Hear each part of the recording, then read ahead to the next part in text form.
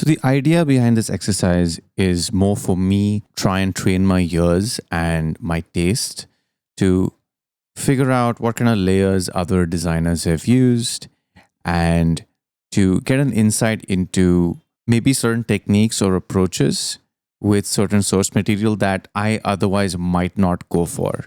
And the whole idea behind the redesign is to not give my own spin on it, is to try to replicate the original design as much as possible. So after listening to it a little bit, I broke this down into all of these layers. So we have ambience, we have like a jump layer, a whoosh, a grunt, which is just the character like doing a little excerpt over there vocally. And then sort of there's an impact explosion layer, which, I mean, that's what I'm calling it. You know, different people might call it different things, but this is sort of where like the ability is cast. And then we have another little VFX where the glide begins. Then we have wind over the actual glide. And then you hear this really nice cloth fluttering. And I've broken these down into like different source materials that I used to make this stuff. But someone else were to do this, they might use totally different source material. And that's not really important here. This is just an insight into how I was thinking about this. So let's jump into the project. I'm going to break down each layer, starting with the jump itself. I'm going to play this without any processing. Right, it sounds pretty good. There's some leather. There's just like an abstract whoosh. I don't know, I designed this for something and I think I used some cloth. I ran it through Whoosh by Tone Strum. That's a source I got from there. I have some synthetic jacket source just for a little bit of extra high end. And this is like a backpack and like a jacket that I recorded. Right, so it's giving me some nice, like a nice like combination of different textures. I didn't want to really highlight a lot of the metal and stuff because the original doesn't do any of that. And like this is, again, we're trying to like copy almost the original to some degree. And then the next bit was really just getting a little bit of EQ on all the different layers, sort of highlighting the things I like about each layer, adding a touch of compression on each of these as well. And then finally on top, actually before I go to that, let's just play this with the per track processing. That's with, without. Right, it gets a bit cleaner, a bit crunchier, a bit more top end. And then finally the processing on the bus, a lot more low end. So here at this point, I'm trying to like get closer to the original, giving it a lot more low end, cutting some of the highs, some OTT. And I noticed that it was a little too crisp. So I've got this auto filter on top, this patch I made in SnapHeap. It's super simple. Basically, I'm just sort of getting the input signal, and based on the input signal, I'm automating a low cut. This sort of saves you a lot of time, and it's just like an effect that's used so much.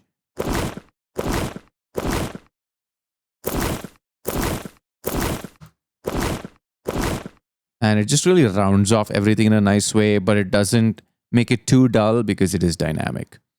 So that's the jump. And then there's another sort of whoosh layer that I'm hearing just before the actual cast. And that sounds a bit like this. Is very simple. So it's like some fire whoosh source that I've got from a library and a bit of white noise. So we'll just see sort of really accenting that expanding VFX where like this like puff of air is expanding from the player's location with a bit of processing. Nothing too crazy on that, just a bit of OTT, some multi-band dynamics, bringing up the low end, controlling the low end really, this one. So this one is like something where the lows, they expand when the signal kicks in. Then we've got the vocal grunt. This one is pretty raw, except that I've got a bit of chorus on it and some distortion, just to give it a bit of width. And that also makes it sit really nicely in the overall mix. I'm not sure if the original had that. It felt like it did have a little bit of post-processing on it.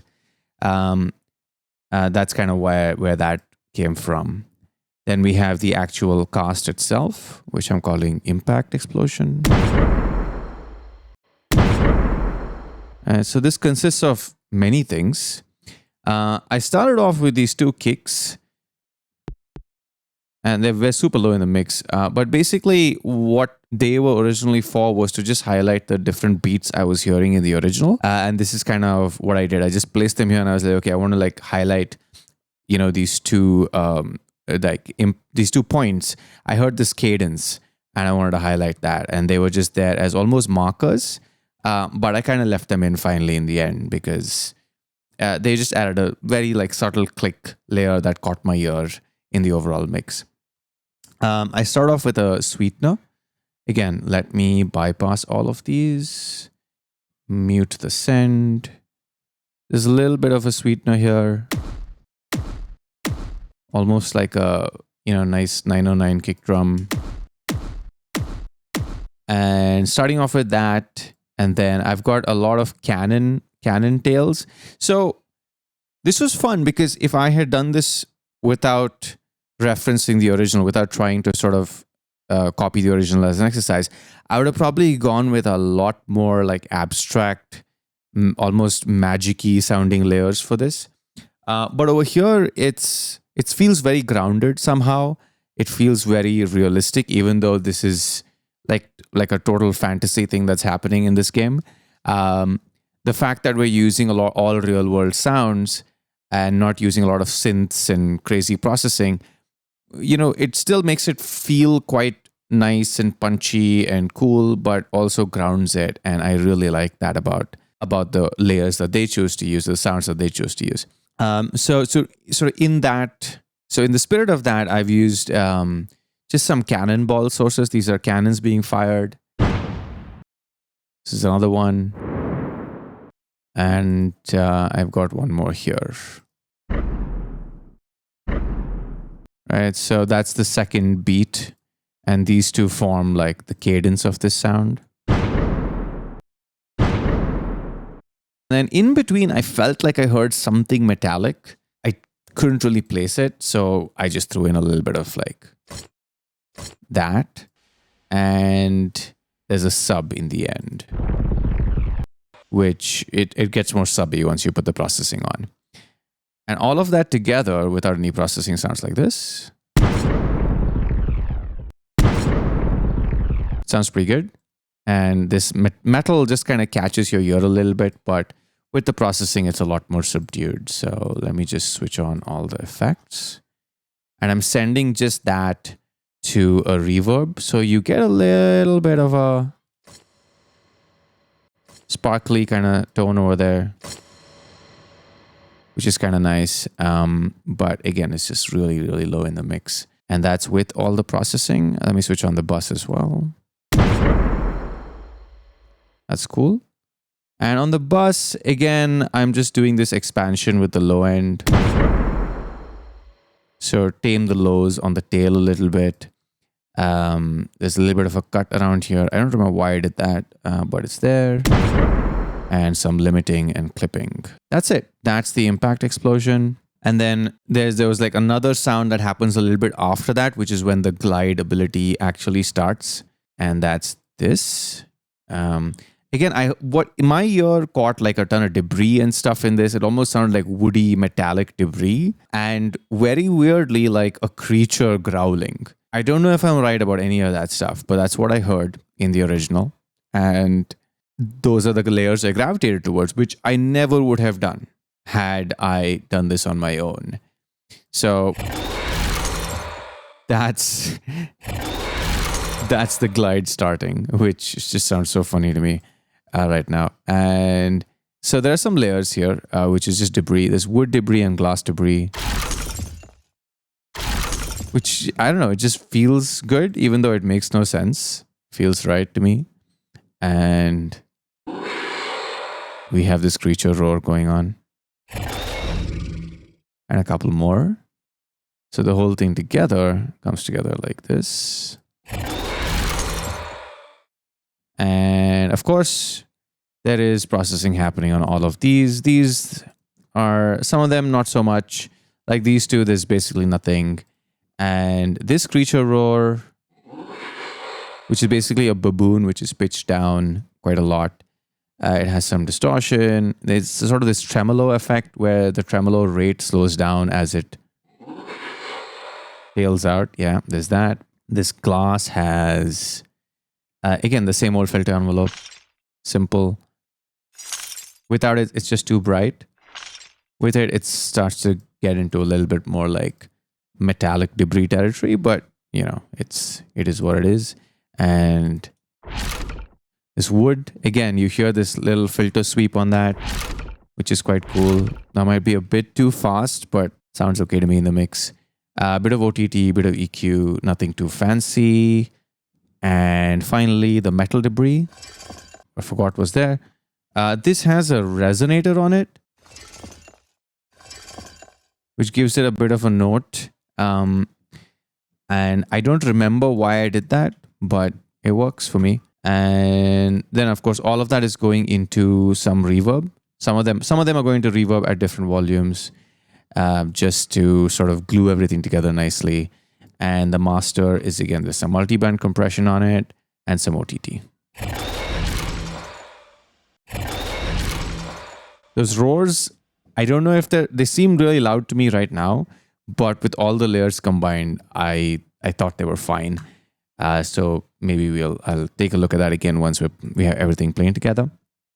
And then, of course, the wind. I like to sort of just synthesize wind most of the time because you can draw it out for as long as you want. This is a really neat phase plant patch for wind. I didn't make this, and honestly, I don't remember where I got it. If I think I might do like a video where I just sort of reverse engineer this because I really should. I've been meaning to for the longest time because there are some features I do want to add to this, and I might do that at some point. But if anyone knows whose patch this is, yeah, just to let me know. I think there's a YouTube video somewhere where I must have gotten this from. And that's the wind, basically. It's just this patch. I've made a few tiny tweaks to it here and there, and that's about it.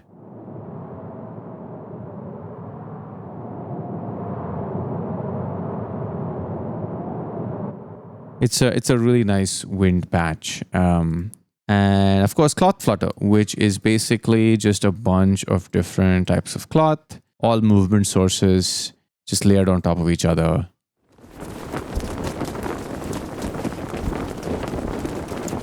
And what I'm doing with that is, again, teeny tiny bits of EQ and compression.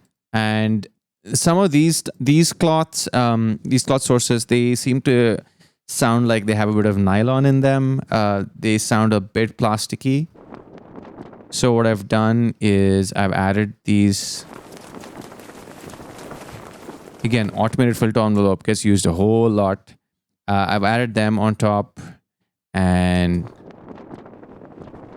they really round out the sound. They get rid of that high-end sizzle, which I don't want because it just feels out of place over here. And that's it. And on top, I've got, again, some EQ compression, a little bit of width reduction, a bit of OTT. That's the entire thing. And then if I go to my master, I've got a bit of master bus processing on this, which, like, if I were making this for the game, I probably wouldn't be doing any of this stuff. I would be exporting these out individually, and I might be doing some processing within the game itself in real time. But just for the sake of this this sort of exercise, I've gone ahead and done a bit of master bus processing. And that's the whole thing. So let's check it out.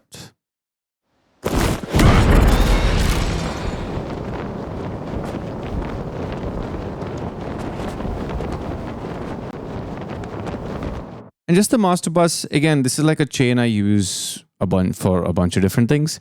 There's a bit of EQ, some different types of dynamic processing, all doing very little, each of them, really. There's like hardly like not even a dB of reduction over there. You know, maybe a dB or two here, some Soothe. This also might be excessive. I feel like this is also excessive, not required, but This was quick. So I just loaded up a chain, put it in, boom, it's good to go. And it sounds fine. So that's basically my process to sort of break this down. And what I learned from this is essentially if you want like your sounds to feel grounded and realistic, even in a fantasy setting, just use grounded sounds, just use real world sounds, and they seem to work. That's at least what I'm getting from this whole exercise. Either way, it was fun. And this is not a tutorial of any kind. This is not to show you how to do this. There's probably way better ways to design these sounds. This is just sort of my way to study other people's work and to learn something from it. And if you get something out of this, that's awesome. And that's that. Thank you.